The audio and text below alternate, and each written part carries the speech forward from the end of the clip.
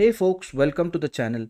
If you wish to learn how to fix error 0xc000007b, then let's look at the solutions.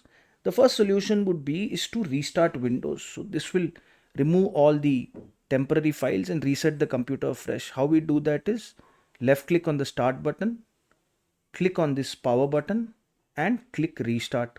This will restart Windows and this should solve the problem. If the simple fix doesn't work, then we have to enable the dot framework. So what we do is we look for turn Windows features on and off. Turn Windows features on and off, click in it. Now we will have to expand this and click these two boxes. Again, .NET framework, and make sure these boxes are checked, and we press OK. Now this will search for the required files and install them, and this should solve the issue.